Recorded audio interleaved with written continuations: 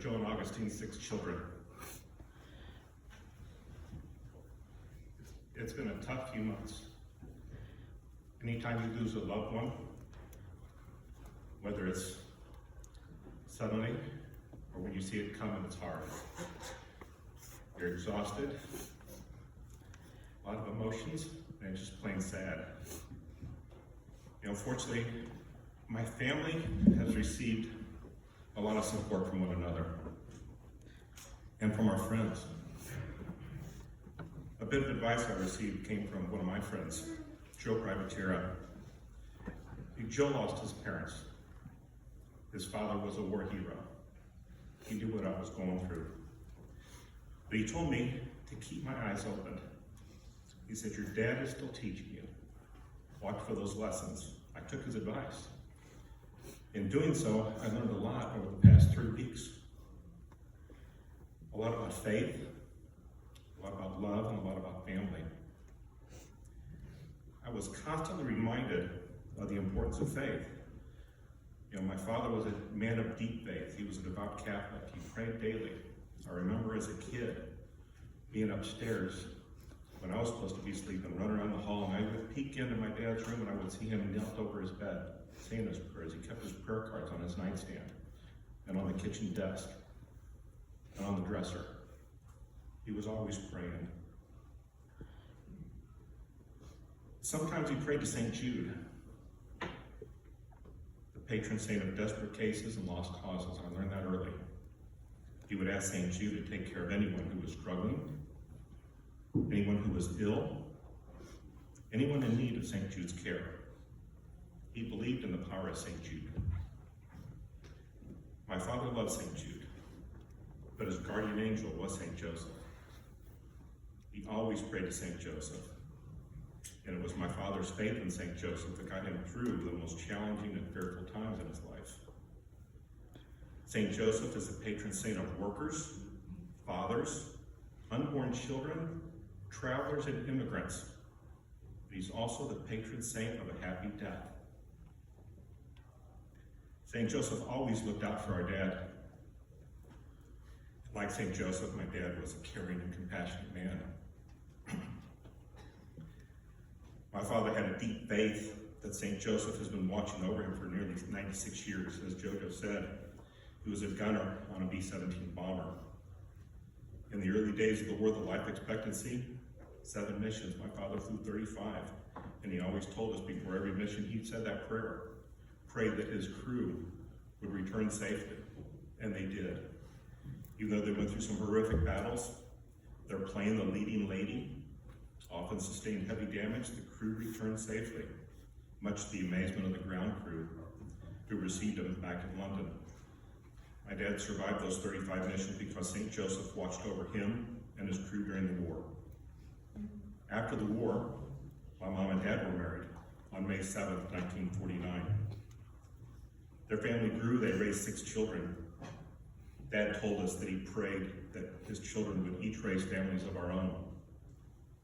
Each day, Dad prayed for our safety and our happiness. He prayed over his grandchildren and his family whenever we faced a health crisis.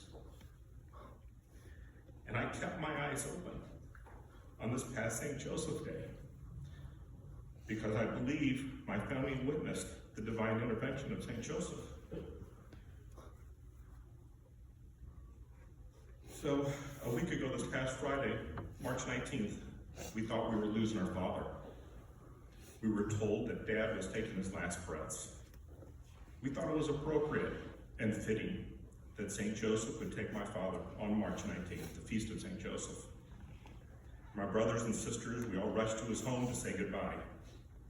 We arrived at the house to see my mother leaning over his failing body, gently pressing his statue of St. Joseph to his lips, allowing my father one last kiss from the saint who watched over him for nearly 96 years. She then laid the statue on his chest, and at that time my father's eyes opened. He smiled and was gifted a birth of energy and life that lasted the entire weekend. He enjoyed a few bites of pasta Milanese. He ate some of his favorite Italian cookies. He spent time with his family. He was able to answer questions about World War II with my niece Laura, nephew Marty, and their children. Our entire family was blessed with one last wonderful weekend with my dad. Smiling, eating, telling stories of his life. Without question, my father's faith and prayers to St. Joseph were answered. When it comes to love, my father loved his family. He loved his friends, he loved the friends of his children, and he was a gentleman to everyone he met. But my father really loved my mom. Most of the people in this church have seen them out on one of their daily excursions to Cascones, Corner Cafe, Anthony's, or Ameristar. And anyone who ever saw them knew that they were a very special couple. They were always holding hands, always ready to share a kiss, always treating each other with love and respect. And after nearly 72 years of marriage and rarely being apart, their love was as strong as ever. I kept my eyes opened, and I was inspired to see their love on full display over the past few months. Last week, after helping Dad sit up in his bed, he asked me, "Go get Mama. Tell her to come sit next to me. Tell her I miss her." He told her that they made a good pair. He told her he would marry her all over again. I kept my eyes opened. And I'll never forget the amount of love that they lavished on one another. That brings me to family. My father's legacy has grown to over 60 grandchildren, great-grandchildren, and children, not to mention the dozens of nieces and nephews who were blessed to call him Uncle Joe. My mom and dad, they bought their house on Van Brunt almost 70 years ago. Dad loved that house. Everybody loved that house. About 6 years ago, I was sitting with my mom and dad down at Holy Rosary Church. Joe Carroll and Zanga walked up to greet them and asked, "Hey, Mr. Accurso, do you think you'll ever move out of your house on Van Brunt?" To which my dad replied, "I'm not leaving that house until Charlie Pass comes and gets me." We all laughed. I thought he was joking. But this past week, I kept my eyes open. And I remembered that my dad's answer to that question at Holy Rosary 6 years ago, and I realized it wasn't a joke. There was a wisdom and foresight in his answer. I kept my eyes open and I watched all the people come to visit him by his bedside. The minute they would walk through that door, their memories of our house came flooding back. We got a visit from cousin Tony Rennell and his sons Joe and Dave. We listened as my mom and cousin Tony reminisced about their younger days and the fun times they had with their cousins while they were looking at all the old pictures on the wall in the den. And Mom's one of her many shadow boxes. When Aunt Sue and my cousins came to visit my dad, I really came to appreciate what a time capsule our house on Van Brunt had become. We spent countless holidays and ate some incredible food with my cousins down in that basement. That basement was special. Great memories of Grandma Rennell and Uncle Anthony still linger in that basement. As my cousin Mary Sue walked down the basement stairs, she said, "Oh my, it still smells the same." And you might say that while I was busy keeping my eyes open, Mary Sue took it a step further. She opened up all of her senses, opened her senses to 70 years of memories and smells from my parents' house. My dad knew that he needed to be in that house on Van Brunt until the very end, so that his family could relive those memories. And this brings me to my final point about family. My mom and I were with Jake Imperiali last week and he tried to console me. He gave me a big, giant hug and he whispered in my ear, he said, "My father's goodness carries on in me."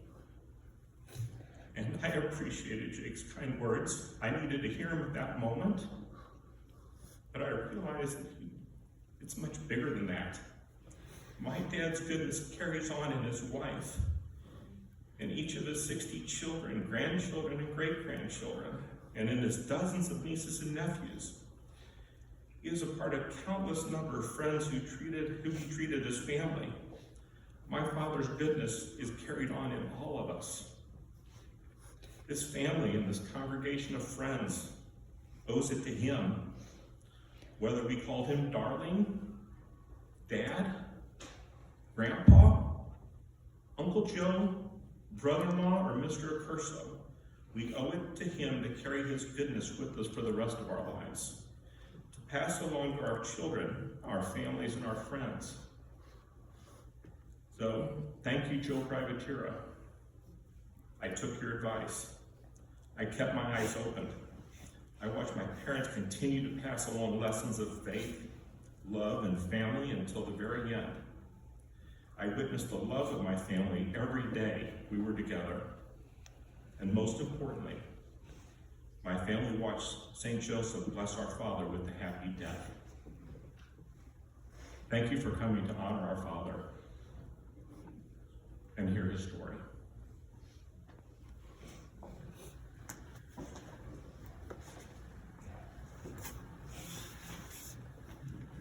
Well, if there's a young man who can assist, I was just going to uncover the statue of St. Joseph.